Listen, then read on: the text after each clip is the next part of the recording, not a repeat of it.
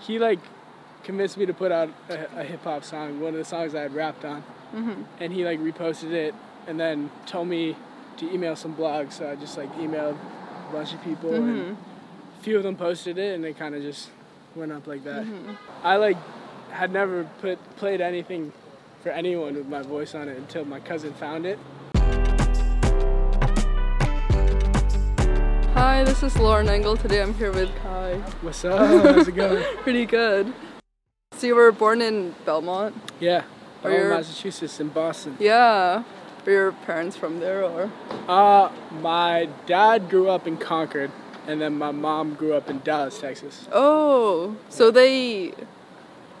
so your family from Philippines was like lots of generations back? Yeah, so my grandparents are both Filipino and they moved to Dallas, I think right before my mom was born. Oh, for work or what was it for? Yeah, I think, well, I honestly don't know. Taking way back. Yeah. They probably had their reasons. But you started, was it piano when you were 3 or something? Yeah, so I started playing classical piano when I was three or 4 years old, and I switched over to drum set later. Started playing like different genres and stuff. Then I found the steel drums, and I started playing that, and now I can also play guitar and bass and a few other instruments. Yeah. Was that something that your parents like put you into lessons, or did you request for them, or how? They gave me an option. They basically told me when I was really young to choose an instrument. Oh. And so I chose piano at first, and then after that I kind of just like took to other instruments. Yeah. What careers are your parents in? My dad's a psychiatrist and my mom is a lawyer. She teaches law. Yeah. Where do you think you got your creative side from?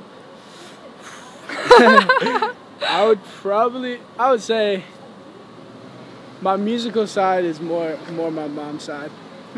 But my dad's side is very like artistic, like painting and drawing, like his whole family. Oh wow. So, yeah, a little bit of both. What kind of music were your parents playing in the house when you were growing up?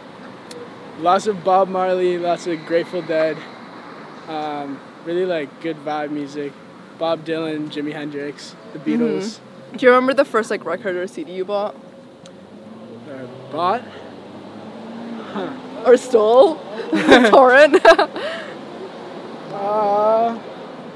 Damn. I don't know.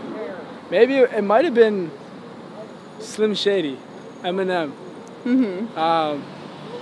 The real Slim Shady. That was like the jam growing up. Oh, and were your friends listening to hip hop, or like what was the kind of, is there like what kind of music did people listen in Belmont? I mean the normal stuff. Yeah. Like radio, pop, hip hop. I was like growing up pretty into jazz. Oh. And funk and reggae. Me and one of my best friends, Charles. His dad is a Berkeley bass professor, and they're both super into reggae music. So I'd say 7th grade through like 10th grade, like all we listened to was like reggae. Oh wow. Well, not all we listened to, but like when we were together, all we listened to was reggae. Like Revolution, Iration, Bob Marley, Steel Pulse, all of them. And then I went through a big EDM phase with one of my friends. You also, what was it, like your dad's 50th birthday had like, what is it, Calypso band? Yeah. So my friend Charles's dad was the bass player for that band. Oh, and then he taught you? So, no, there's a steel pan player in the band. And his name's PJ Adamson. And he started giving me lessons and then sent me down to Trinidad to, for like 2 weeks. It was my 8th grade summer. And I stayed with the family down there, and they all played the steel pan, and they like taught me about the culture and like more about the steel pan. So it was awesome. And then, were you already putting out music under your name at that point? At that point, no. I was putting out music under an EDM group called Affect, I think. Oh. It was kind of floomy sounding, right? No, that was actually like just straight dance music. Oh, okay. 2 years after that, I started making floomy music, and I released it under the name Tao, T-A-O. And then that turned into like hip hop beats. And then I just went by CAYE and started releasing like songs that I rapped on and started singing on. And then it developed into this. Yeah. And then did you always know that you wanted to go to college? Was that something your parents like kind of forced you to do? Or I always knew like I kind of had to go at least for a year because of my parents and just like my brother and sister and like my whole family, both sides. But I also knew that I probably, if I was going to do music, then I wasn't going to want to finish, at least till maybe 10 years down the line. Oh my gosh. So I did 1 year and now I'm on a leave of absence, extended leave of absence. Why did you decide on USC? I thought it was just a really good mix between a great music program and just being in LA and like around entertainment and the entertainment industry and a bunch of important people that could help me get to where I wanted to go. Looking back, do you think that year there helped you? Yes, it helped me because I needed time to develop as an artist, and it gave me a year to work with my manager and build a team with him, and also I met my producer there. So we both worked that entire year together, and then the summer we lived together, and we've been making music together ever since. How are you getting your music out there initially? Originally through SoundCloud. Oh. And then I started putting it on Spotify and Apple Music and everything through TuneCore. Mm-hmm. And then... Was it difficult to have people find you initially? My cousin was like he was like a tropical house DJ and producer, and he was putting out remixes, and he gained like 25,000 followers and like a little bit of clout, had a couple. This is the hype of tropical house. Yeah. Thomas Jack. Yeah, it was like his name was Thero. Oh. And like the whole CAYE scene, he just like hopped on that wave. And then he like convinced me to put out a hip-hop song, one of the songs I had rapped on. Mm-hmm. And he like reposted it and then told me to email some blogs, so I just like emailed a bunch of people, and a few of them posted it, and it kind of just went up like that. Mm-hmm. But when did you actually start rapping or like practicing? Probably freshman year. I was on the tennis team because I used to play tennis pretty seriously, and during practice we'd like go in each other's cars and just like freestyle and like roll around and do a high school kid. So that's kind of where it started. And then it just clicked to you that you just want to be a rapper. Well, yeah, then I got a microphone. I like started freestyling for fun. But once I got a microphone, I actually got the microphone for other rappers and other singers that I could have on the music. Because I never like thought that this was something I was going to want to do. I wanted to be like the music behind it. But then I like got the mic and I wrote a song, and I was like, I may as well just try it and see how it sounds. And I liked it, and I put it out, and people listened to it. So. Were you afraid when you first put out your initial like rap songs? Yeah, actually, I had never played anything for anyone with my voice on it until my cousin found it. Oh, the guy's asleep in his car. Oh my gosh. Jeez. Until my cousin, what was I saying? Until my cousin found it and convinced me to put it out. So I actually convinced my younger cousin to get on the song too, and he just like hypes up the song and like says like a little bit in the beginning. His voice is so high in it. He was like 10 years old. Oh my gosh. And that just like I was like, okay, he's also on it. Like I'll put it out. Yeah. And then your music started getting more and more into the college circuit, right? Was it through like booking agents at you? I think a lot of it. So I kind of started making a buzz around the high schools in Boston. I went to Boston College High School, and I think around there and like a few of our sister schools and other schools in the Boston area, like people started listening to the music.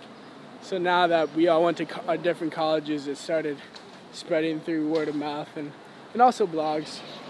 But I think it was a lot. Yeah. Yeah. Were you ever afraid of being like known as the college rapper, like stereotype? No, I think that there's like a very specific type of music that goes with being a college rapper, and I think like I have enough of a musical background to know how to avoid that.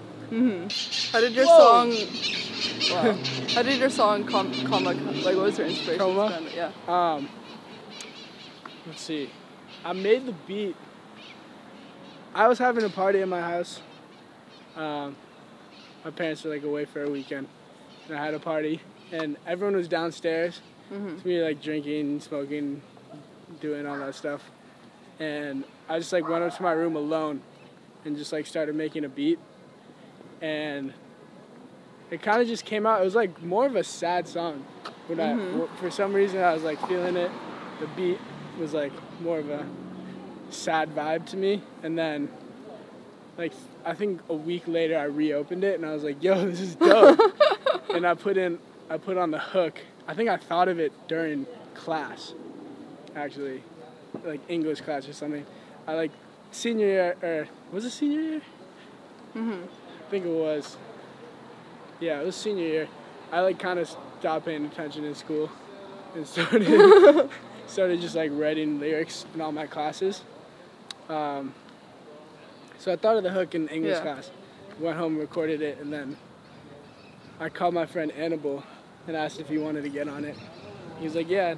Then I just put it out and it crazy kind of took off. And then after you like took a leave from school, where was your career at by that point? So freshman year we had built the fan base and mostly the team. And I felt we had like a pretty well-functioning team, like squad. A pretty well-functioning team that was ready, and I felt like I was ready to start doing this full time. So, I mean, then I took the leave of absence and realized we had a lot of work to do. But now I feel very confident. Were you working other jobs? No. So the money I got from Spotify streams has been like keeping me afloat. Crazy. Which is really awesome. Yeah. How times have changed. Yeah. Yeah.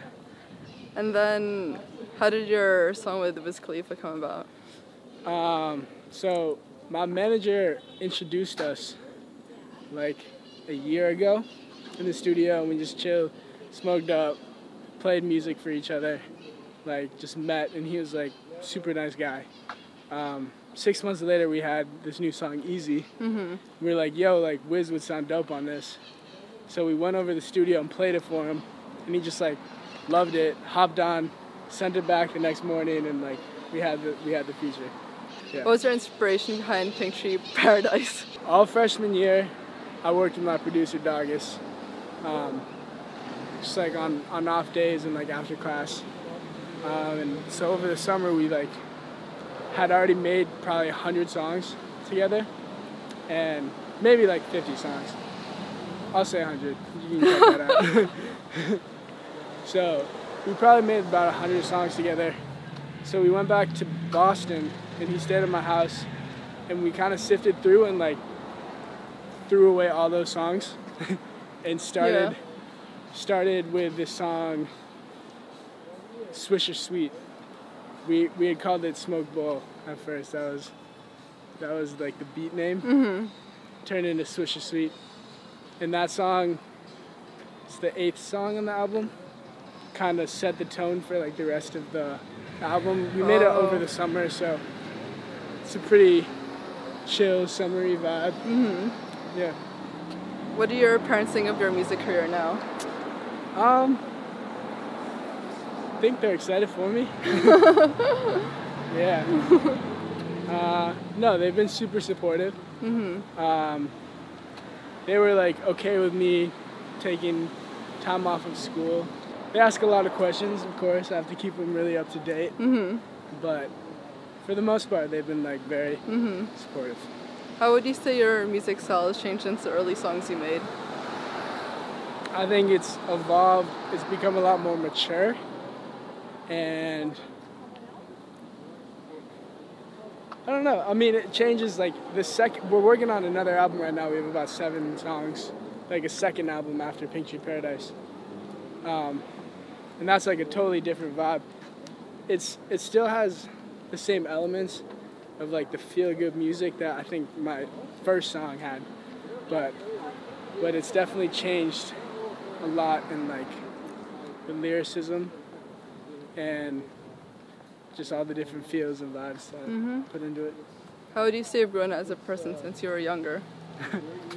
Since how young? Teenage years? Teenage years?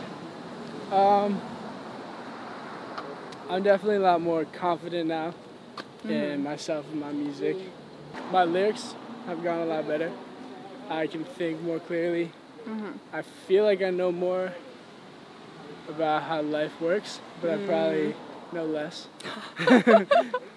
which is also knowing more. That's true. I'm more like aware of the world and like world events than I was. Yeah. I don't know. It's a hard question. What would you say have been your biggest challenges so far?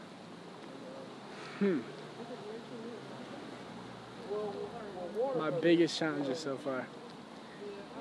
Taking the leap of actually dropping out of school was the challenge was just like the decision, because like I knew what I wanted, but when you're trying to drop out of school, everyone tells you not to. Yeah. So it was like everybody I asked to, everyone I talked to or asked was like, don't do it. And I was like, I want to do it. And I just had to like shut everything out and just go for it. That was a big one. Yeah. Yeah. What does success look like to you?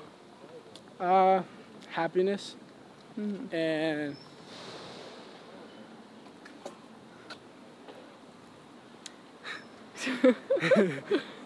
so being happy and also having an impact on whatever you're doing, and like having other people who look up to you, and you know.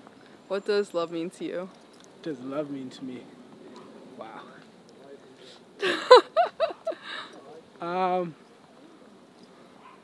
There's a lot of different kinds of love in the world. There's like relationship love.